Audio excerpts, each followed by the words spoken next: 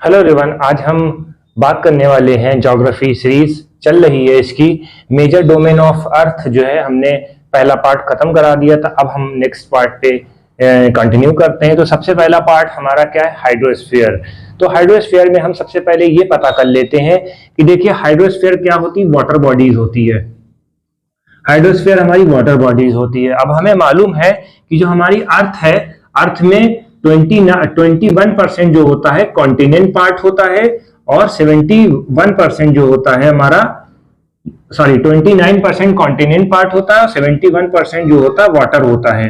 ठीक है, अब हमें अगर वाटर के बारे में बात करना है कि वाटर कितने परसेंटेज में होता है। ठीक है, सिर्फ वाटर की बात करें, ये तो हमने डिवाइड कर दिया, मगर अब वाटर बॉडीज में हम बात करेंगे तो वाटर बॉडीज में 97.5 जो है हमारा साल्टी वाटर होता है, यानी ओशियन वाटर होता है। ठीक है, अब ओशन वाटर क्या होता है, ये तो पोर्टेबल होगा नहीं क्योंकि आदमी साल्टी वाटर तो पिएगा नहीं। फ्रेश वाटर कितना हमारे पास अवेलेबल है, इतना। अब देखिए हाइड्रोस्फीयर में क्या क्या चीजें आती हैं। हाइड्रोस्फीयर में जितनी भी वाटर बॉडीज हैं वो सब हाइड्रोस्फीयर में आती हैं। जैसे मान लीजिए कि रिवर की बात करें, रिवर हो गया, ओशन हो गया, ठीक है, पॉन्ड्स हो गए, स्ट्रीम्स हो गई। ठीक, तो ये सब हमारी इसमें आ गए, हाइड्रोस्फीयर में आ गए। अब हमारा क्या मैटर है, इसमें हमें देखना है कि हमारे पास फ्रेश वाटर का क्या रिसोर्सेज है। फ्रेश वाटर हमें कहां से मिलता है, ग्लेशियर से, आइस शीट से, रिवर से। तो ये हमारा फ्रेश वाटर है। ठीक है, फ्रेश वाटर का परसेंटेज हमारे पास बहुत कम होता है। क्लियर? तो इसमें क्या होगा कि फ्रेश वाटर हमारे पास 2.5% होता है। अब फ्रेश वाटर में क्या है, नेक्स्ट क्वेश्चन इसमें ये दिया हुआ है हाइड्रोस्फीयर। हाइड्रोस्फीयर का मतलब क्या होता है कि अब इसमें इन्होंने नेक्स्ट में दिया हुआ है कि हम जो है अर्थ को ब्लू प्लेनेट क्यों कहते हैं।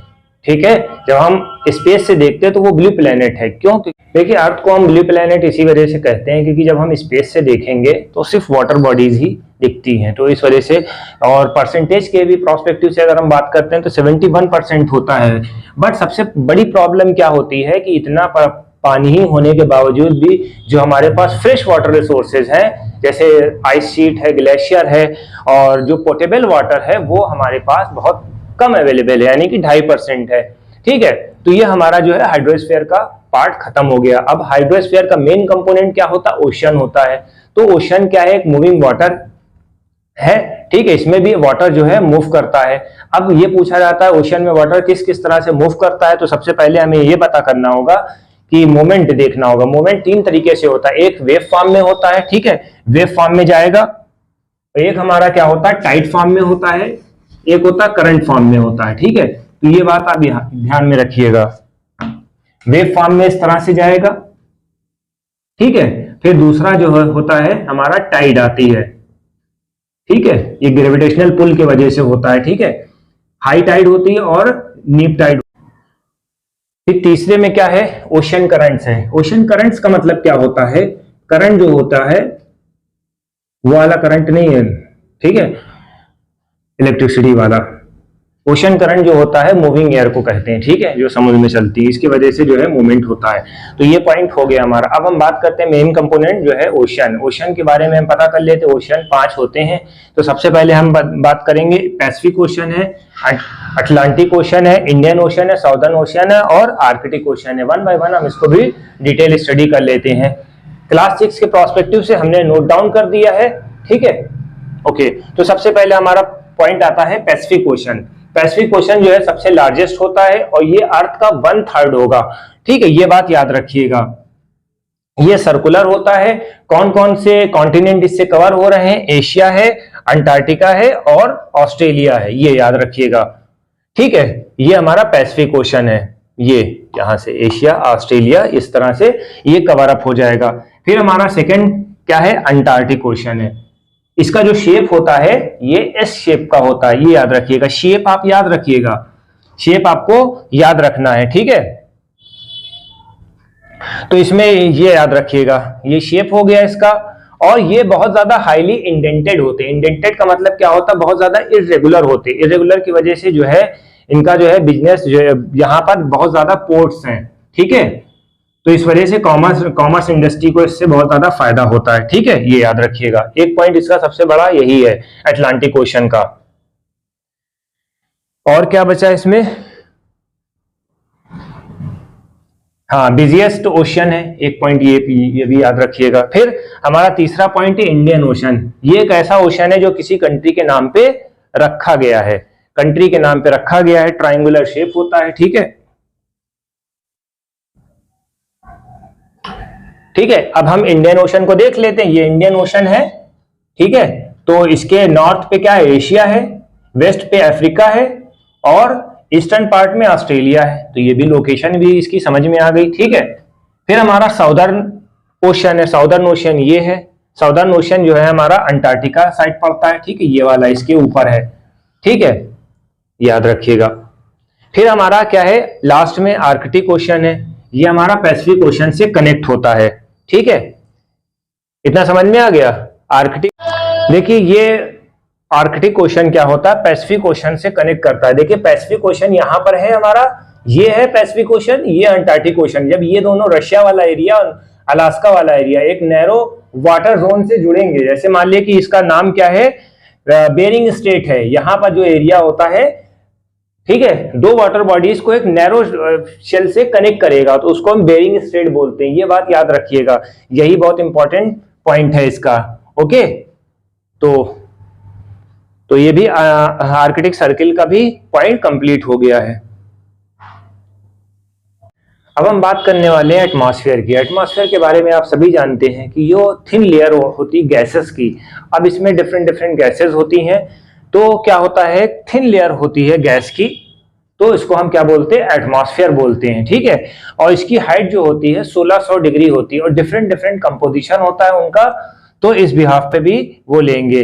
अब जैसे मान लिया कि इसी एटमॉस्फेयर में अलग अलग गैसेज हैं। जैसे मान लिया कि हमने बोला नाइट्रोजन 78% है, ठीक है, ऑक्सीजन 21% है, 1% में carbon dioxide, carbon monoxide, argon, ये सब जो है 1% में होती हैं।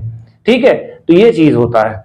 अब दूसरे पॉइंट में ये भी दिया हुआ है कि देखिए आपने देखा होगा कि एयर में मास होता है। ठीक है, जब एयर में मास होगा तो वो नीचे सेटल डाउन होगी। ठीक है, तो जो एटमॉस्फेयर होता है हमारा, जो हमारा एटमॉस्फेयर होता है, तो नीचे जो है प्रेशर ज्यादा होता है। ठीक है, एयर जो है नीचे बैठेगी। ठीक, इतना क्लियर हो गया। अब इसमें क्या होता है कि डेंसिटी नीचे ज्यादा होगी और जैसे जैसे हम ऊपर जाएंगे तो एयर की डेंसिटी कम होती जाती है। ठीक है, जैसे जैसे हाइट बढ़ेगी तो डेंसिटी क्या हो जाती है? कम होने लगती है। ठीक है, क्योंकि सारे पार्टिकल तो नीचे बैठे हुए हैं। क्यों? एयर हैज ए मास। ठीक है, तो आपको ये बात ध्यान में रखनी होगी। इसी वजह से आपने देखा होगा जो माउंटेनियर्स होते हैं, माउंटेन चढ़ने वाले होते हैं, जब वो बहुत ज्यादा हाइट पे जाते हैं तो क्या उनके नाक से खून गिरने लगता है। ठीक है, बहुत ज्यादा प्रेशर पड़ने लगता है। ठीक है, तो ये बात आप ध्यान में रखिएगा, क्योंकि ऑक्सीजन लेवल वहां पर गिरने लगता है और वो लोग ऑक्सीजन सिलेंडर लेके जाते हैं। तो ये बात आपको थोड़ी सी ध्यान में रखनी पड़ेगी। ठीक है, तो ये बात आपको माइंड में रखना पड़ेगा। ठीक है, थिन लेयर ऑफ गैसेज होती है, हाइट 1600 तक होती है और अलग अलग उसके कंस्टिट्यूएंट्स होते हैं। ठीक है, फिर कंपोजिशन में नाइट्रोजन है, गैसेज, जितने भी गैसेज हैं वो आ जाएगा। डेंसिटी का मतलब क्या होता है कि भाई नीचे डेंसिटी ज्यादा रहेगी क्योंकि सारे पार्टिकल तो नीचे ही है। ठीक है, और जैसे जैसे हम ऊपर जाएंगे तो वैसे प्लेस टू प्लेस वेरी करती रहती है। ये भी याद रखिए कि प्लेस टू प्लेस वेरी करती रहती है। ठीक है, क्योंकि जो प्लेन होता है, कहीं माउंटेन है, कहीं नीचे है। ठीक है, तो अलग अलग प्लेस में डेंसिटी वेरी करेगी। ठीक है, तो ये पॉइंट हमारा एटमॉस्फेयर का भी हो गया है।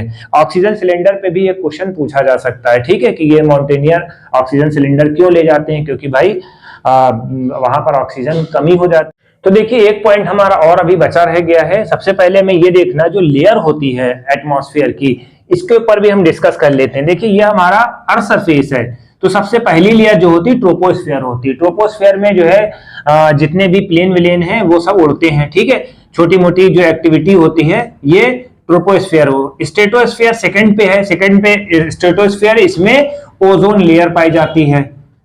ठीक है, मेसोस्फेयर में क्या होता है कि ये भी जैसे जैसे हम ऊपर जाते हैं और वो टेम्परेचर गिरने लगता है बेटा। ठीक है, तो मीसोस्फीयर में क्या होता है कि इसमें जो है रॉकेट वॉकेट आते हैं, इसमें रॉकेट आएंगे। थर्मोस्फीयर में जो है अरोरा है, अरोरा। ठीक है, और एक्सोस्फीयर में हमारी स्पेस क्राफ्ट आती है। ठीक है, स्पेस क्राफ्ट आएगी, ये बात याद रखिएगा। ठीक है, इसकी बहुत ज्यादा डिटेल वीडियो भी होती है। ठीक है, बट अभी आपको हमने थोड़ा से ब्रीफ डिस्कशन कर दिया क्लास 6 के प्रोस्पेक्टिव से। ठीक है, अब अपने लास्ट सेगमेंट पे जाते हैं जिसमें बायोस्फीयर है। बायोस्फीयर का मतलब क्या होता है? एक नैरो जोन होता है जिसमें एयर, लैंड और वाटर होता है। अब ये तीनों चीजें जब हमें मिलेंगी तो वहां पर ह्यूमन लाइफ एग्जिस्ट करेगी, एनिमल लाइफ एग्जिस्ट करेगी, और जितने भी माइक्रो ऑर्गेनिज्म हैं वो एग्जिस्ट करेंगे। किसी एक को भी अगर हटा लें तो वो नहीं रह पाएगा। ठीक है, क्योंकि अगर लैंड ही नहीं रहेगी तो वहां एग्रीकल्चर क्या होगा? एयर नहीं होगी तो सांस कैसे लेगा? पानी ही नहीं मिलेगा तो वहां पर पौधे कैसे उगेंगे, या आदमी खाए पिएगा क्या? ठीक है, तो तीनों चीजें एग्जिस्ट करती हैं। ठीक है, जिसमें डिफरेंट डिफरेंट ऑर्गेनिज्म रहते हैं। तो हमने क्या करा है, इसको बायोस्फीयर्स को दो ब्रॉडली क्लासिफाई कर दिया है, दो पार्ट में। एक हमारा प्लांट किंगडम है, एक हमारा एनिमल किंगडम है। जितने प्लांट हो जाएंगे वो प्लांट किंगडम में चले जाएंगे, जितने एनिमल हैं, एनिमल में क्या होता है, ह्यूमन बींग्स आ गए, मैमल्स आ गए, एम्फीबियंस आ गए, रेप्टाइल आ गए, ठीक है, एविस वाले आ गए। खैर अभी बायोलॉजी के पार्ट में हमें नहीं डिस्कस करना है, ये हमारा ज्योग्राफी चल रहा है। ठीक है, तो एक तो ये पॉइंट ये क्लियर हो गया। अब हमारा नेक्स्ट पॉइंट है ग्लोबल वार्मिंग। भैया ग्लोबल वार्मिंग कैसे होता है? जितनी भी गैसेज होती हैं, अब जैसे मान ली कार्बन डाइऑक्साइड जो होता है मेजर रिसोर्सेज होता है ग्लोबल वार्मिंग का। ये क्या करता है, गैसेज को एब्जॉर्ब कर लेता है, हीट को एब्जॉर्ब कर लेता है। जब हीट को एब्जॉर्ब कर लेगा तो क्या होगा कि उसमें वो होगा, ठीक है, जितनी भी अर्थ सरफेस होगा, जब अर्थ सरफेस से गैसेस बाहर निकलेंगी तो ये इसको ट्रैप कर देगी, एक ब्लैंकेट बना लेती है। जैसे मान लिया कि अर्थ सरफेस है, ये कार्बन डाइऑक्साइड की एक लेयर है। ठीक है, इसी वजह से कहा जाता है कि अगर ग्लोबल वार्मिंग को कम करना है तो आप फॉरेस्ट लगाना शुरू कर दिए, यानी कि पेड़ लगाना, प्लांटिंग ट्री शुरू कर दिए। क्यों? क्योंकि प्लांट जो है कार्बन डाइऑक्साइड को। तो ये चैप्टर हमारा वाइंड अप हो गया है। फाइनली अब हमारा लास्ट सेगमेंट बचा है क्वेश्चन आंसर का, प्रैक्टिस का। अब हम उसको पर मूव करते हैं। ठीक है, तो हमारी वीडियो कैसी लगी लाइक करें, कमेंट करें ज्यादा से ज्यादा, क्योंकि जैसे क्लास 6 की geography I think so complete होने वाली है 3 to 5 वीडियो में। तो अब हम इसको 7th क्लास की कैरी ऑन करने वाले जल्दी। Thank you.